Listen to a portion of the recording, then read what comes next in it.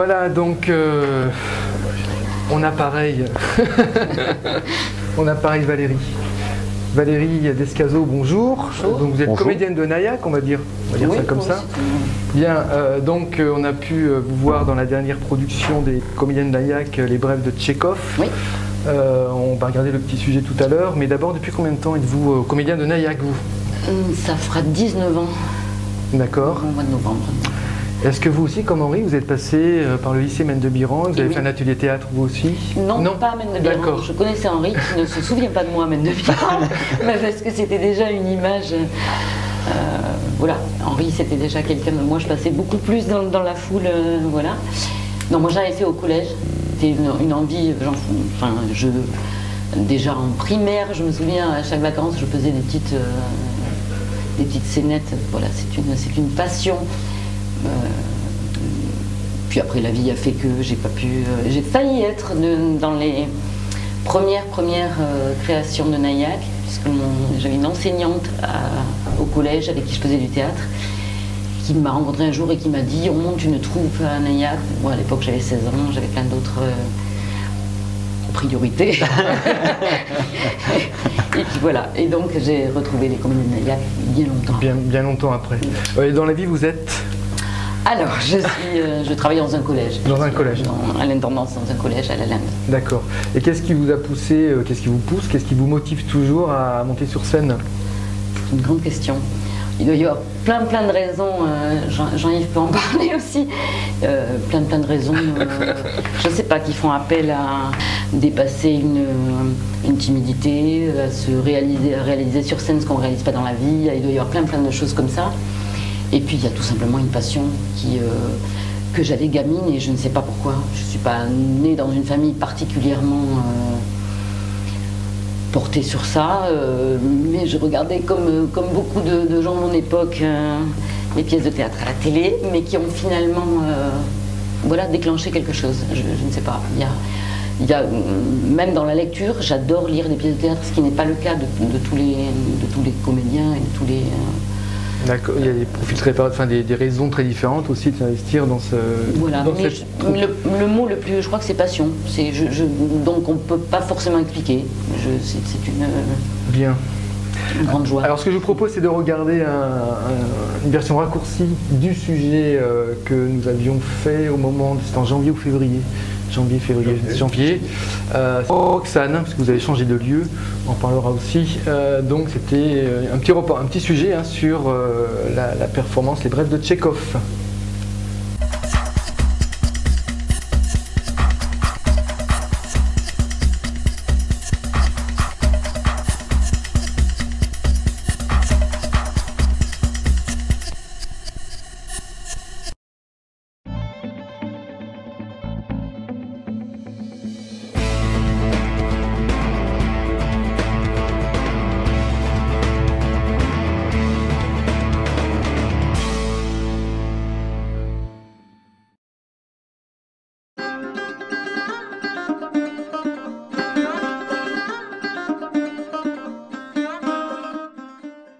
Depuis combien d'années existe cette troupe? La troupe existe depuis 1977 et nous avons joué depuis 28 spectacles. C'est-à-dire vous avez pratiquement joué tous les ans? Oui. Tous les ans vous avez produit un spectacle? Voilà, parce qu'on ne tourne pas nos spectacles, on les prépare, on les joue, on fait une rafale comme ça de 5-6 séances et après on passe à autre chose. Les metteurs en scène changent, il me semble que c'est jamais le même, c'est un choix délibéré? Non, ça s'est trouvé comme ça, mais je trouve que c'est bien qu'il y ait plusieurs metteurs en scène potentiels dans la troupe. Il y en a en ce moment 3, mais il y en a eu 6 en tout.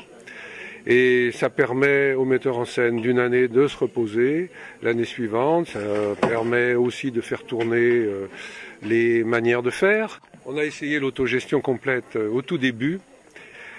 Certains disaient « j'ai un patron sur le dos toute la journée, j'en veux pas un le soir ». Mais du coup, ça n'avançait pas.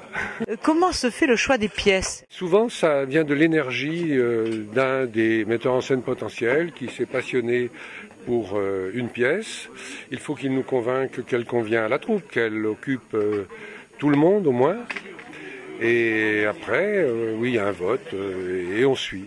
À ce Tchekhov-là, qui est le Tchekhov de la jeunesse, un Tchekhov de farce, de pitrerie, pas seulement, mais enfin vous avez vu, de théâtre à l'ancienne, un peu à la Molière, alors que par la suite, il a créé un style théâtral tout différent, qui a rencontré l'incrédulité, même l'hostilité du public. Mais ces petites pièces-là de sa jeunesse lui ont rapporté peut-être plus que les grandes pièces qu'il a créées ensuite.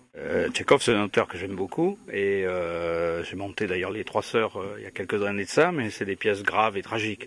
Celles-là, c'est des petites pièces vaudeville, un peu farce, et ça m'intéressait de les monter un petit peu comme des pièces de boulevard, vous voyez, mais sans la main dans le placard, quoi.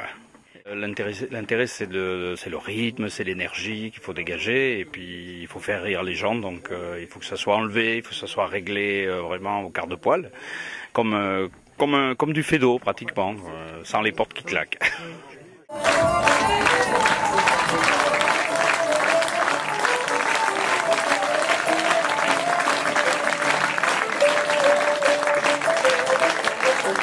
Je ne s'attendais pas à avoir une troupe d'amateurs donner une performance aussi exceptionnelle.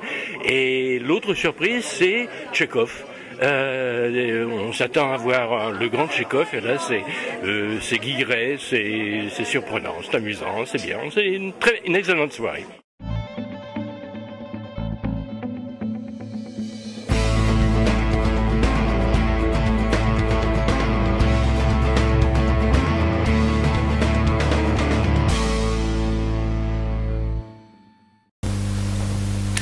Retour plateau, Jean-Yves Bertin qui vient de raconter une anecdote assez rigolote. Quelqu'un qui lui a dit d'ailleurs, vous m'avez fait aimer Tchekhov, et Jean-Yves disait j'ai eu honte. Oui, parce que ça n'est pas le Tchekhov de chez Tchekhov, c'est le Tchekhov jeune qui n'a pas encore trouvé son style, mais qui a un réel talent, sinon génie, pour mettre en scène des situations qu'il va rendre par la suite beaucoup plus étales, beaucoup plus subtiles, beaucoup plus fines. Henri, tu l'as vu? Oui, oui, oui. Et j'ai beaucoup aimé. Bien. Ah bon. Enfin, sincèrement, je suis vraiment un fidèle. Je crois que j'ai pratiquement tout vu. Et il nous regarde avec l'esprit serein. Parce que non, mais c'est. On ne l'interpelle pas. Même après, il dit ça, mais par exemple, je me rappelle du cercle de Gréco-Gazien qui était un bifrontal. Déjà, il y avait cette idée, ça. J'ai un très bon souvenir d'un revenant de l'expo. J'ai bien aimé le travail de Vinaver, moi. Pas l'an dernier, mais avant. Voilà.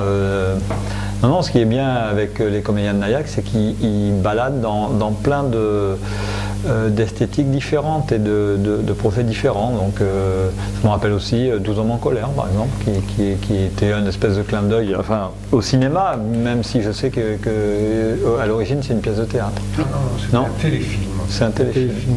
Bon. 35 ans de carrière, j'allais dire 35 ans. Oh, c'est 35 ans, c'est ça, 77, je sais à peu près compter. Donc 35 ans de pièces, mais pas 35 pièces. Non, 28. 28, hein, c'est ça. Donc Jean-Yves, tu étais à l'origine en 77 ou pas du tout? Non. J'ai rejoint la troupe en 81. D'accord. Voilà, ils avaient déjà joué une pièce qui s'appelait Les Cochons d'Inde. Et je les ai rejoints au moment où ça bazouillait, justement. On a parlé, tu as parlé d'autogestion, alors est-ce que tu peux nous en dire un peu plus sur cette pratique au comédien de Naïac? Alors, nous ne sommes plus en autogestion, mais il y avait une volonté, justement, de création collective, mais qui partait dans des sens différents, qui créait des tensions. Et finalement, moi je les ai rejoints à ce moment-là, sur un projet qui avait déjà un an mais qui n'évoluait pas, enfin qui ne débouchait pas. Et puis finalement, on a convenu qu'il fallait un metteur en scène. Parce que la création collective, c'était quoi en fait? C'était chaque acteur? Alors il y en avait qui avaient plus de rôle que d'autres. Effectivement, puisqu'il y avait aussi des professeurs qui faisaient du théâtre dans leur milieu enseignant. D'accord. Et donc qui étaient qualifiés pour avoir un point de vue, mais il fallait qu'il n'y en ait qu'un, et si possible même tout au long de la pièce. Et on a accepté ce modus vivendi d'avoir un metteur en scène qui a le dernier mot, qui accepte le débat mais qui a le dernier mot, et qui laisse la place à un autre éventuellement l'année d'après. Alors on l'a entendu dans le sujet, pour le choix de la pièce, donc c'est un comédien de la troupe qui arrive et qui dit tiens j'aimerais bien qu'on monte cette pièce, mais à condition que ça soit lui qui soit le metteur en scène, c'est ça? Souvent c'est celui qui a l'énergie de monter la pièce qui va emporter le morceau. Si quelqu'un dit moi j'aimerais bien qu'on joue ceci, mais alors est-ce que ça vous intéresse, qui veut la mettre en scène, etc., ça n'aboutit pas. D'accord. Il y a des pièces qui n'ont pas abouti d'ailleurs, vous avez des exemples de propositions qui n'ont pas abouti et qui... Non, tout a abouti. Non, on a eu des idées qu'on n'a pas concrétisées. La tienne, par exemple, pour des raisons, j'allais dire, matérielles, pratiques. C'était le Woody Allen. Jean-Yves aurait bien aimé monter un Woody Allen. Un Woody Allen, d'accord. Mais les droits sont très compliqués à obtenir, très chers, visiblement. Donc pour d'accord. Vous annoncez que c'est exorbitant. D'accord. Bon, voilà, donc on a... Pour des conditions matérielles, vous avez renoncé. D'autres fois, parce que ça ne correspond pas à l'état de la troupe du moment, où je sais, j'adorerais jouer la conférence de Valladolid, mais il n'y a que des hommes, on ne la jouera jamais. C'est nous qui les brimons. Non, mais il y a plein de pièces auxquelles on aurait pensé. Moi, il y a plein de pièces aussi que j'aimerais jouer, mais il faut que ça corresponde à la troupe. On ne peut pas mettre les gens sur la touche. On est un certain nombre, on est une troupe assez... Vous êtes combien Et voilà, on est une douzaine. Oui, une douzaine à peu près. Ça tourne, hein, mais on est à peu près une douzaine, donc c'est compliqué de trouver des pièces qui correspondent à ce... Et que chacun y trouve sa place, c'est ça? Voilà. Et est-ce que dans ces 35 ans, les choix des pièces pouvaient être liés à un contexte, j'allais dire politique pas un contexte, mais un air du temps. Un air du temps. Il me semble qu'au début, nous étions plus engagés. Les pièces étaient plus politiques. Pas forcément au sens où elles auraient donné des réponses, bien qu'on ait joué Brecht, mais au moins au niveau de l'interrogation. Puis il y a eu l'atelier aussi. Alors l'atelier, moi ce que j'aime, c'est des pièces graves qui nous interpellent, qui nous touchent. Qui nous posent des questions, on va dire, plus que les pièces qui donnent des réponses.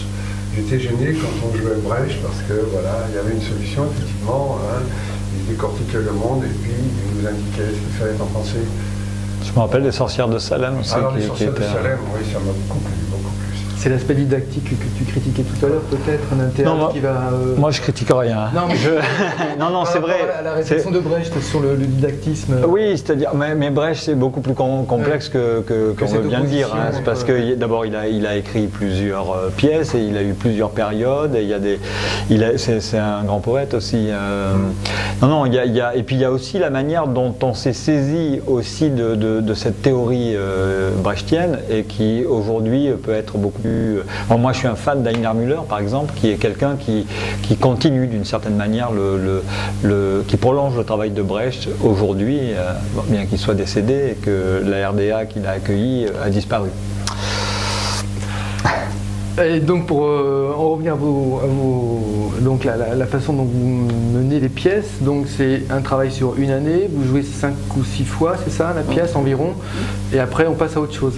Oui. Vous n'avez jamais rejoué, si je crois, une pièce que... Non. Oui, alors occasionnellement on peut répondre à une invitation. D'accord. Et nous est arrivé de monter jusqu'à Colombier sur le coteau, parce qu'elle en est originaire. Ah d'accord. Elle nous garantissait là-bas un succès phénoménal. Le gîte et le couvert en plus peut-être. C'est là que j'ai vu d'ailleurs. C'était là que j'étais venu moi. Donc, il pouvait nous arriver de jouer 2 fois. On est allé jusqu'à Issy-Jacques. Mais en fait, moi à chaque fois, pour Issy-Jacques au moins, pour la Dali, je trouvais que c'était bien de définir une forme dans le cadre du centre social de Nayac. Et à chaque fois qu'on allait ailleurs, j'avais l'impression qu'on bradait, qu'on amoindrissait, qu'on affaiblissait le propos, parce que notre idée, c'était pas de militer, de porter la bonne parole. C'était vraiment un plan artistique, on définit une forme, et puis ensuite on passe à autre chose. L'autre point commun que vous avez, c'est cette implantation, la Brunetière et puis Nayac. Alors, ceci dit, nous avons quitté Nayac depuis quelque temps. Voilà. Depuis 6-7 ans, nous y avons démarré, nous y avons grandi, nous y sommes épanouis. C'était une volonté à l'origine d'être implanté ou c'était simplement la structure du centre social qui faisait que... Quand je les ai rejoints, ils y étaient déjà depuis 3-4 ans, et c'était venu au départ d'une proposition du centre qui venait de s'implanter, qui avait demandé aux gens des environs s'ils avaient des envies, et l'un d'entre nous, qui désormais a quitté, qui est maintenant à Périgueux, avait proposé un club théâtre. D'accord. Et puis, il y a eu un club théâtre comme il y a eu un club choral, et puis un club photo, et ensuite ils ont un peu vasouillé, et n'ont pas produit d'ailleurs, et c'est quand des professeurs de l'école de Naillac les ont rejoints qu'il y a eu une première pièce de montée, mais c'est l'occasion qui a fait les larrons. Est-ce que les habitants du quartier ont participé à la troupe en tant que...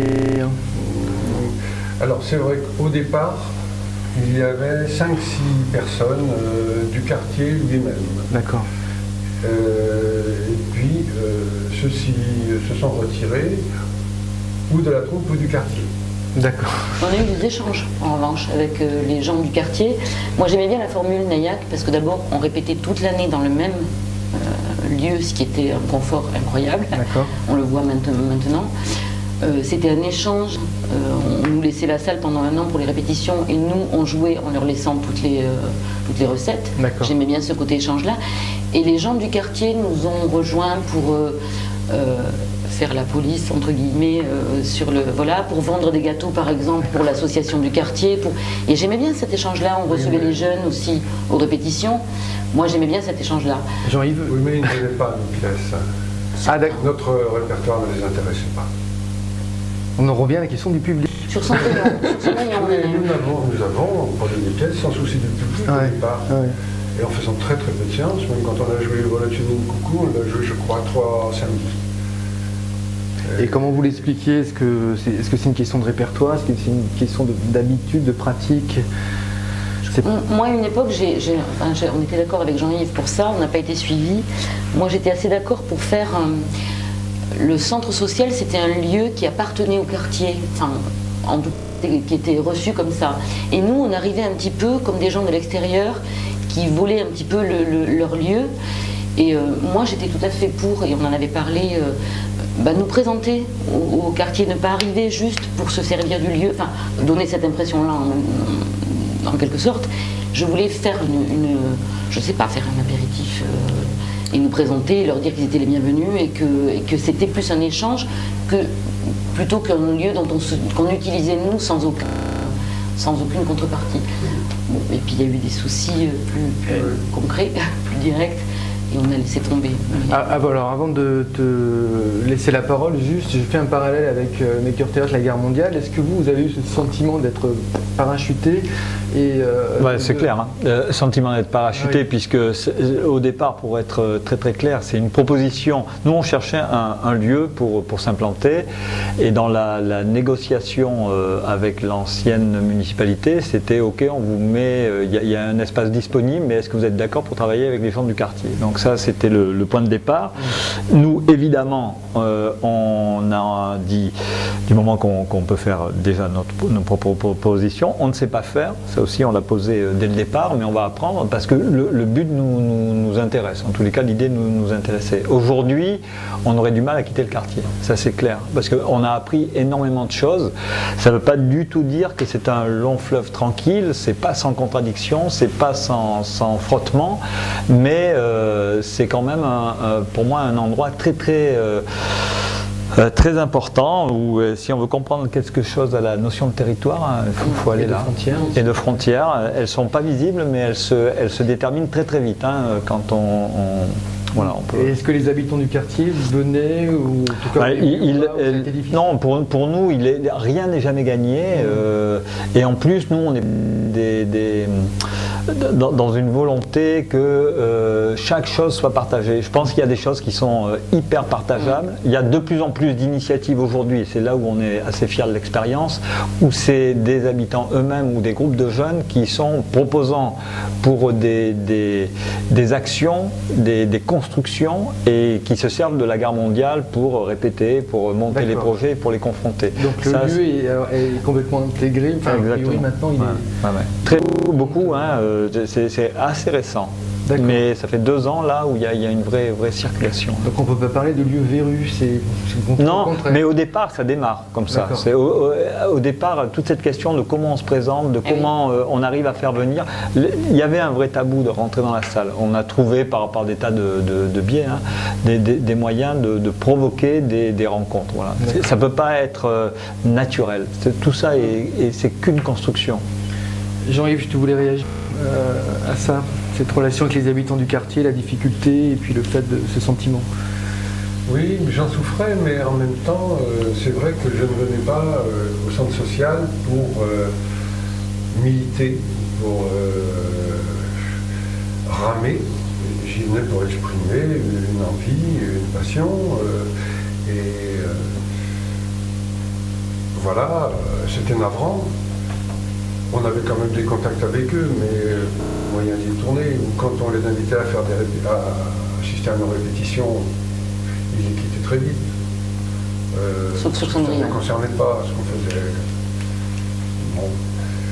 Et donc, on ramait un petit peu à contre-courant, mais on ne ramait même pas, puisqu'on n'était pas venu dans une équipe militante.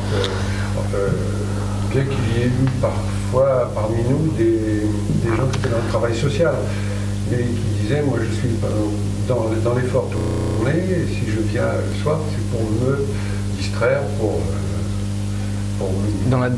plus dans la détente, voilà. Et pas pour continuer le boulot que je fais dans la journée. Et par exemple, sur cette question de quartier, une chose qui pour moi est hyper importante, qui est nouvelle aussi, qui date depuis, on va dire 3-4 ans, il y a de plus en plus de gens des quartiers qui viennent sur le centre culturel. Là c'est pareil, pas sur n'importe quel spectacle, mais où il y a une plus grande aisance à fréquenter ce lieu-là et à échanger là-dessus. Donc ça, dans le trafic par exemple, pour nous c'est hyper important.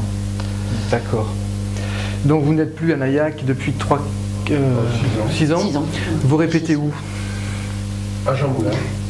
À Jean Moulin, d'accord. Changer de centre social. Centre social, et vous jouez non pas à Jean Moulin mais au Roxane. Au Roxane. D'accord. C'était important pour vous, ce changement parce que c'est on va dire une véritable scène. Moi je l'ai regretté, j'adorais ce contact avec les spectateurs qui étaient autour de nous ou entre nous, enfin bref. C'est une coupure le Roxane en fait. Un autre dispositif. Ouais. C'est ça qui moi me paraît le plus important dans votre passage à Nayac, c'était qu'à chaque pièce, il y avait une proposition scénographique, de rapport au public. C'était quand même très très riche de ce point de vue-là. On avait une salle qui était très pratique pour ça.